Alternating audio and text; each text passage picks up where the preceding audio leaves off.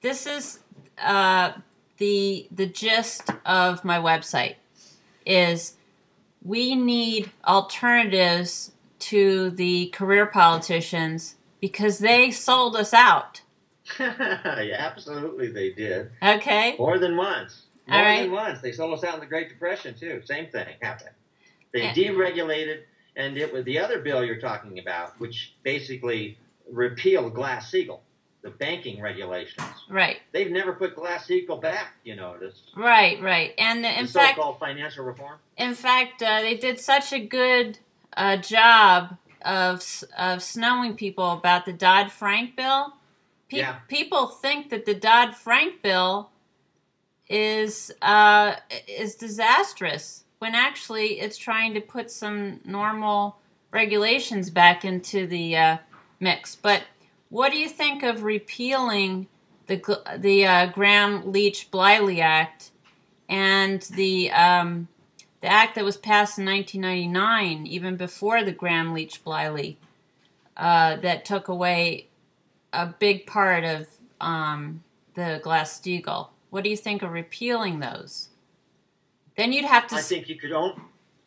You'd have to split up Travelers Citicorp. You know that, right? Oh yes, you do. You know about Thomas Jefferson's banking quote? Why don't you tell us? It's online. If you Google Thomas Jefferson's banking quote, you'll see this. And what Jefferson said was, never let your banks be privately owned. If you do, they'll do more damage to your country than any foreign army. Yeah, I have. I actually have that posted on my blog. Yeah, okay, so let me tell you my solution to this. It's our Congress is so corrupt. It's a government of bribery. That's all it is. We have tens of thousands of lobbyists. Many of them are not even registered, like Newt Gingrich says he wasn't a lobbyist. Well, he didn't formally sign up as one, but he was lobbying every day, obviously, as we know. It's a government of bribery. It always has been. Even Jefferson complained about this before the ink was dry on the Constitution. They had the East India Tea Company's lobbyists wheeling and dealing with the Republic as they existed. Now, what irritates me is everybody says our country is a democracy. But as I point out, we are not and have never been a democracy. We have always been a republic, which is ruled by an oligarchy, the super rich people, in secret with lobbyists. That's the way it's always worked. If you don't change that system, it won't. And the Democrats they call themselves Democrats, but they're all Republicans from a policy perspective. They work in a Republican form of government, which means it's a government of secrecy and bribery, where the Fed does everything in secret. Monetary policy is all done in secret by private bankers. Who gave them the power? Well, the Congress did. And the Congress was bribed to do it. Mm-hmm. So Article 5 of the Constitution says, and here's what my campaign is all about. How do you solve this problem? You have to put the majority of citizens in charge of the federal government and the Congress, meaning anything that Congress does is not law until the majority of citizens say so. That is what we call the Democracy Amendment. It would be the 28th Amendment to the Constitution. And that amendment would never, ever pass in the Congress. Do you think they'd give up all their power and privilege and benefits and perks? Never do it. But Article 5 says, we the people. And what you, Judy, have done with your efforts on this write-in independent approach that you're taking is exactly how we can make this constitutional convention happen perhaps before the next election, because of the ability to get this on the national news and to do it online. I'm talking about a constitutional convention that would be online. Everybody would be participating, and everyone will get to vote on it. You don't need representatives anymore because the people are the power. Right. They vote up or down on this amendment. Can I just say, I hear everything you're saying, and I think most people would understand it and agree with it. And the biggest pushback I have is that people say they're too busy to get involved and to learn everything they need to know. They're too busy working, trying to put food on the table. They're struggling just to get by. And so they've ceded their power of voting to the powers that be that keep drilling them with information on television, and that has been the medium of power. Is the press really owns these people's minds, and we are really fighting an uphill battle to try to educate the populace about how they really do own this country, and we got to take the power back into our own hands. Or we've never had it, but we need to seize it. We need to seize it. We need to take control of our country and its government, so that the president would have no power other than to persuade majority to vote one way or the other. The Congress would have no power except they would each get one vote. If they're American citizens, they each get a right to vote. But that's it, one vote. They can't. You can bribe them, but bribery will do no good because, first off, if the majority of citizens were in charge of the federal government, bribery would be illegal. It would end.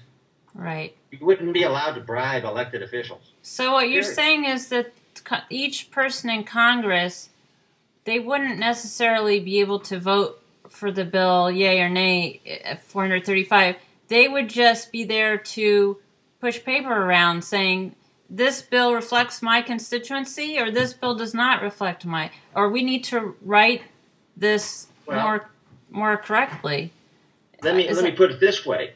In a democracy where the majority of citizens have to approve a bill, and by the way, this democracy amendment I'm proposing, that's on our website, is 26 words. Well, that's pretty simple. Well, let me explain. And here's a point to this. That last health care bill that President Obama was so proud of was over 2,000 pages.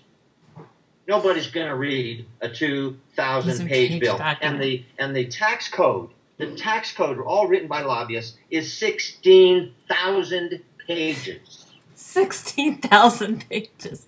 If this was a democracy, that tax code would be one half of one page. You'd have 5 lines.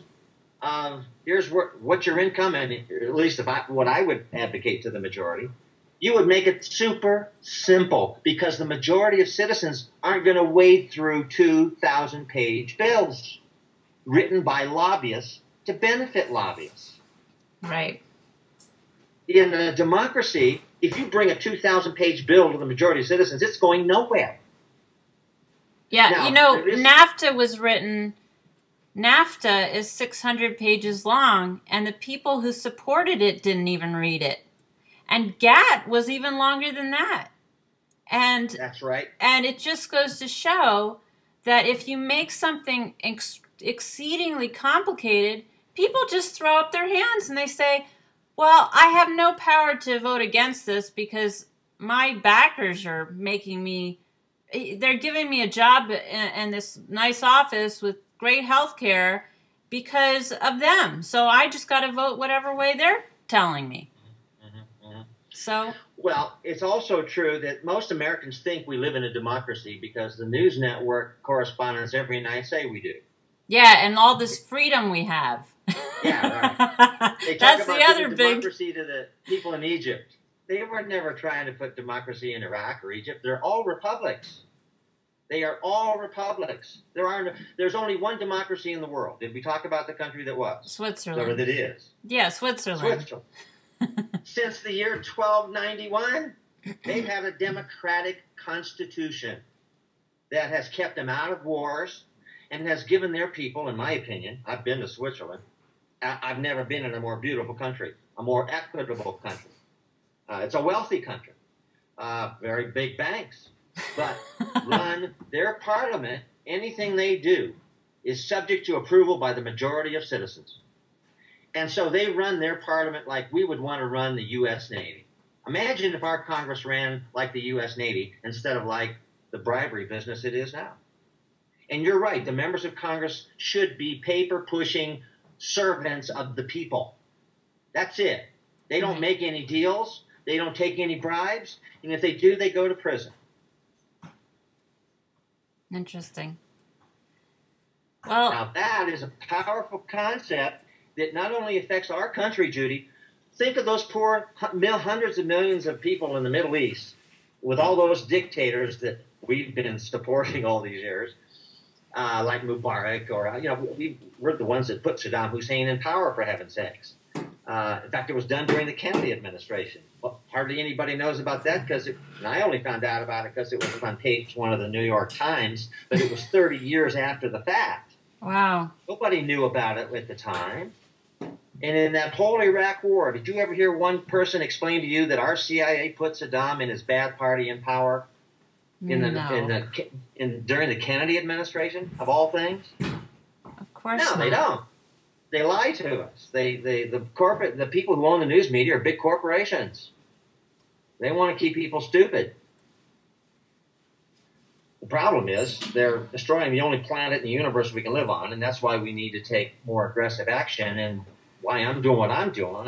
I'm a big believer in the National Academy of Sciences. When they say we're in the final stages of making our planet uninhabitable, I say, oh my God, that's serious. This isn't some science fiction movie.